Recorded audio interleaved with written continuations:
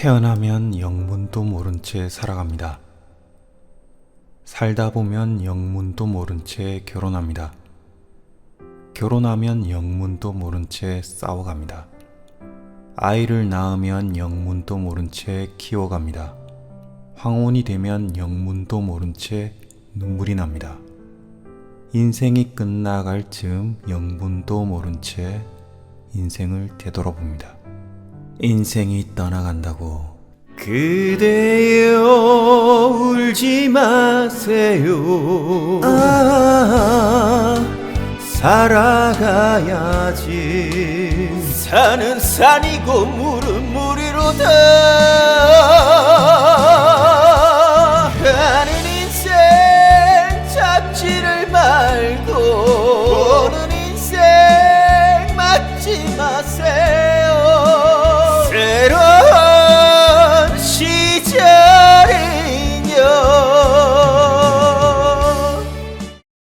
한 남자가 촛불을 보며 멍 때리다 생각에 잠긴다.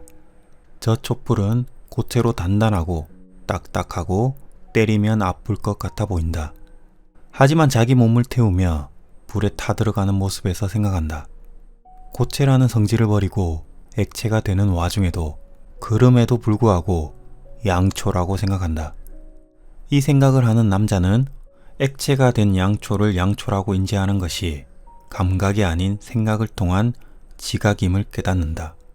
지금 여러분은 이 영상을 보고 있는 와중에도 나라는 존재로 생각을 하며 보고 있습니다. 그리고 이 남자는 이러한 명언을 남긴다. 나는 생각한다. 고로 존재한다. 오뎅, 아니, 데카르트. 역사적 관점에서 시대상으로 들어가 봅니다. 여명의 재생살. 한 여인이 조선왕조 500년 사이에 태어났다.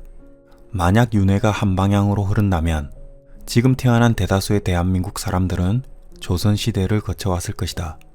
당시 그 여인은 영문도 모른 채 보쌈당에 시집을 간다.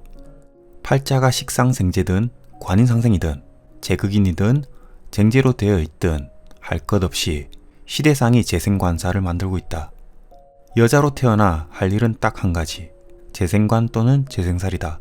남편을 내조하든지 아니면 시부모와 시누이와 남편한테서 휘둘리든지. 상관 경관도 안 먹힌다. 참아야 한다.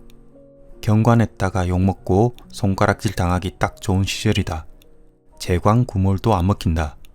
남편 삶아서 먹는다느니 구워서 먹는다느니 소리를 들으며 한평생을 은장도에 과일 깎아 먹으며 보내야 한다.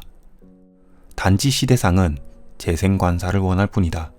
세상이 딱지치기 몰아치기 갈라치기 하며 시끄러운 걸 보니 현재는 그래도 조선시대 유교적 관점에서 벗어나는 분위기다. 그럼에도 불구하고 조선시대에서 벗어나지 못하는 구시대에 갇힌 분들을 보며 안타깝다는 생각이 든다. 그래서 나는 생각하고 존재하는가 보다. 남명의 재생살.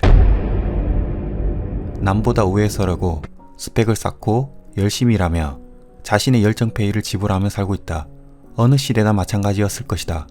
이 열정팔이를 하며 공간을 지배하려고 하는 욕구는 음양에서 이 양이 가지고 있다. 일륜지 대사라는 자연의 명명 아래 결혼하고 가족을 책임진다는 열정을 가지고 재생관사를 하고 있다. 회사에서 잘리지 않으려고 오늘 또 욕 한껏 먹으며 눈물을 머금고 매출을 올리기 위해 오늘 또 시간을 쪼개어가며 눈물을 머금고 내 시간과 공간을 모두 헌납한 채 저 자식을 위해 눈물을 머금으며 살아가고 있다. 이러한 삶에서 질문을 한다. 왜 사냐고 묻거든 그냥 운다. 왜? 삶 자체가 재생살이니까. 아니 더 정확하게 말하면 집착 자체가 재생살이다. 팔자 자체가 재생살로 묶여있다면 더욱. 재산이 있는데도 불구하고 박스를 모으는 우리의 부모님.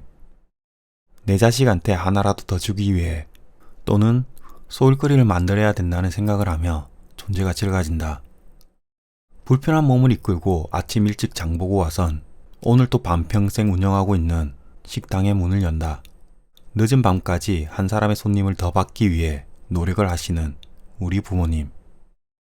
나이가 들었는데도 불구하고 젊은 사람들에게 이런저런 욕을 다 먹어가며 사시는 경비원 분들. 또한 우리 부모님이다.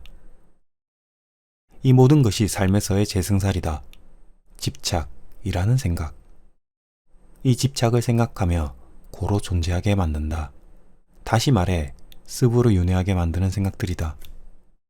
어떠한 시대든 어떠한 환경이든 어떠한 부모를 만나든 어떠한 공간을 만들어 가든 자신의 집착이 만든 길이고 환경이고 공간이다. 이 모든 것을 통틀어 열역학제 영법칙, 열평형의 법칙이라고 한다. 영법칙은 열역학 제3법칙 이후 확립이 되었는데 1법칙과 2법칙, 3법칙에서 가장 기본이 되는 원칙이기에 영법칙이라고 명칭을 붙였다. 그래서 열평형이란 쉽게 말해 환경에 의해 모든 온도는 맞춰진다는 법칙인데 전도나 대류 없이 모든 사람이 여름이 되면 덥고 겨울이 되면 춥고 여름에 같은 공간에서 에어컨 틀어놓으면 시원하고 겨울에 난로 틀어놓으면 그곳에서 따뜻함을 느낀다고 하여 열평형이라고 한다. 즉 냉장고에서 꺼낸 모든 액체는 결국 바깥 온도에 맞춰진다는 과학적 이론이다. 저거들끼리 막 전도 안 해도 맞춰진다는 것이다. 우리가 현재 대한민국에서 태어났다면 대한민국 법을 따라야 하고 사회적 분위기 및 시대상에 맞춰진다는 것이다. 예전 노예 시대에 노예로 태어났다면 이유도 모른 채 누구는 주인 행세를 해야 했고 누구는 노예로 시작되어 노예로 끝난다는 이 시대상을 반영하고 있는 것이 열평형의 법칙이다. 상담을 하다 보면 다 그렇진 않지만 대부분 이랬다. 딱 83년생 개년생까지 유교적 관점이 묻어나 마치 조선시대를 벗어나지 못하고 있다는 느낌을 받았고 84년생 갑자년생부터는 유교적 관점에서 멀어져 현 시대를 살고 있다는 느낌을 많이 받았다. 딱 1년 차이인데 참으로 신기한 부분이었다. 이렇듯 60년마다 시대상이 바뀌는 것 또한 이러한 열평형의 온도 때문이고 어느 시대상에서 태어났느냐에 따라 자신의 가치관도 그에 맞게 바뀐다는 것이고 더 좁혀서 보자면 어느 부모를 만났느냐에 따라 그 환경에서 부모의 가치관 온도에 맞춰지고 어느 학교로 갔느냐, 어느 직종을 선택하느냐에 따라 온도는 맞춰진다. 그리고 10년마다 바뀌는 대운을 보면 이 대운의 10년이 끝날 때마다 다른 온도의 환경이 다가온다. 그래서 대운마다 해당되었던 전생의 시절 인연들과 인연이 된다. 세운 이하의 운은 지구상의 모든 사람이 다 맞이하는 행운이라 못 느낄 뿐이지 이마저도 매년, 매월, 매일, 매시간 다른 온도로 다가와 지구상의 모든 사람에게 영향을 미치고 있는 것이다. 만약 현재 임묘진의 세운을 거치고 있을 때 월운으로도 임묘진이라는 봄이 오고 일운으로도 임묘진이라는 봄의 기운이 오고 특히 임묘진 시가 동시에 발동된다면 누구나 해당하는 운에 아침에 일어나면 새로운 시작의 기운을 가질 것이다. 열평형으로 인한 온도 덕분이다. 더욱이 자신만의 대운에서도 임묘진이라는 봄인 동방 기운을 가진다면 이벤트는 일어나고 있다는 것이다. 간목과 무토를 가진 개수일가는 남편을 보며 상관경관으로 불만을 가질 것이고 나만 사랑해 줄 수 있는 새로운 남편을 생각하며 빠말땡기를 날리고 있을 것이며 이러한 이벤트가 일어나는 것이 자신한테 다가온 새로운 아침의 온도 덕분이다. 경관하는 이날 같은 날 태어나면 정관에 대한 불만이 다 쌓인다는 것인데 전부 새로운 회사를 위해 그만두거나 새로운 남편을 위해 이혼하거나 자신을 보호하고 있는 조직에서 구설을 일으키며 문제를 야기하는 것은 아니다. 중력의 법칙도 적용해야 한다. 다음 시간에 다루겠습니다.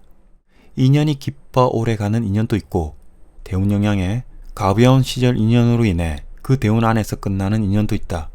같이 공부하고 같은 공간에서 일하며 비슷한 가치관을 가지며 생각을 공유한다. 사람만이 가능하다.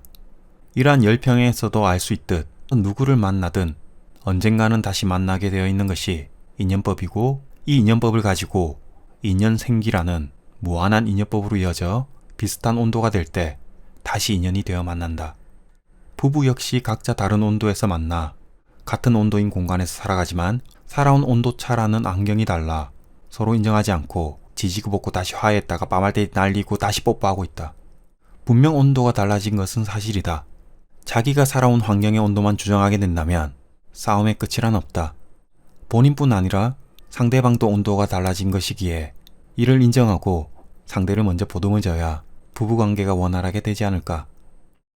만약 추운 겨울에 태어나 금수가 많은 팔자가 있을 때 여름 대운을 맞이하면 지금까지와는 다르게 열심히 살아야 되는 환경이기에 마음이 불편해진다. 여름에 목화를 많이 가지고 태어나 열정페이를 지불하며 시간을 압축하고 쉼을 모르며 살아왔을 것인데 해자축이라는 겨울 대운을 맞이하면 또한 불편할 것이다. 열정적으로 더 잘 살고 싶은데 환경이 받쳐주질 않으니 생각이 많아지고 시간이 늘어질 것이다. 대운이 역행하면 더욱 불편해지기 마련이다. 아무 준비 없이 맞이해야 할 환경들이기 때문이다. 순행이라도 하면 새로운 환경을 위해 온도를 맞춰가는데 역행하면 갑자기 온도가 바뀐다는 마음이 들기 때문이다. 수가 지장간에도 없는데 해자축 대운이 오거나 목이 지장간에도 없는데 임묘진 대운이 오거나 다른 오행도 마찬가지 아예 없는 오행이라면 해당 대운을 맞이할 땐 아주 생소한 온도를 느낀다. 결국 수년이 지나 적응할 거지만 문제는 이 대운이 다 지나갈 때 해당 계절을 지긋지긋하게 느끼는 것이다. 왜 이렇게 살아왔지 하며 육신과 육신에 대해서도 진절머리가 날 것이다. 무재성인 남명과 무관성인 여명은 배우자와 직결이 된다. 이때 보는 것이 남명에게 관성이 있어 남편의 역할이 남아 결혼 생활을 계속 이어갈 수 있는가, 여명 또한 재성이 있어 부인의 역할을 계속 이어갈 수 있는가를 봐야 하겠지만 대운의 온도에서 벗어난 것은 분명한 사실이므로 상대 배우자에 대한 갈등을 야기시킬 수 있는 부분이다. 자식성이 팔자에 묶여 있다면 불편하지만 계속 살아갈 수 있는 부분이다. 역학이란 항상 변한다 하여 붙여진 이름이다. 운의 흐름에 대한 한난 조습은 항상 변하고 있고 맞이하는 온도 또한 사람마다 다르고 세운 이하의 운이 같아 같은 공간에 있어 보일 뿐 분명 다른 팔자를 들고 다른 대운과 사론 다른 무의 환경이 있다. 공무원을 바라고 철밥통을 바라는 시대는 한물 같다. 지금 시대는 창업 및 사업화 또는 전문화되어 전문직 프리랜서를 꿈꾸는 시대가 도래했다. 특히 월, 일 시지에 일간에 근이 있는 분들은 시대와 상관없이 자신만의 자유로운 일을 찾아 나서고 있고 신약한 분들 또한 전문화를 시키고 자유를 찾는 이 시대의 온도를 맞이했다. 이는 시대상이 만들어낸 결과물일 뿐이다. 칼 융의 명언대로 변하고 싶으면 인정하면 된다. 다변화되는 시대 속에서 서로 온도를 인정하며 혼란스럽게 느껴지는 세상 속에서 자신만의 온도를 느끼며 살아가야 마음의 안정을 찾게 된다. 만약 자신만의 온도만 고집하게 되면 시대적 온도를 인정하지 않게 되니 꼰대라는 소리를 듣게 된다. 이 꼰대마저도 자신만의 온도를 고소한 것이고 꼰대라는 소리를 듣기 싫으면 온도에 맞춰 살아가면 된다. 각자 삶의 온도와 살아가는 방식이 다를 뿐 다르다는 시대상을 인정할 때 번뇌에서 벗어날 수 있게 되지 않을까. 너는 온도가 틀렸어가 아닌 다를 뿐이었다. 계절이 달라질 뿐 춥다고 겨울을 싫어해봤자 다시 겨울은 온다. 덥다고 여름을 싫어해도 다시 여름은 온다. 여름이 있으니 겨울이 있고 봄이 있으니 가을이 있을 뿐이다. 이러한 생각으로 인해 서로 상대적 관점에서 인식하고 있었다. 고로 사람은 존재하고 윤회한다. 감사합니다.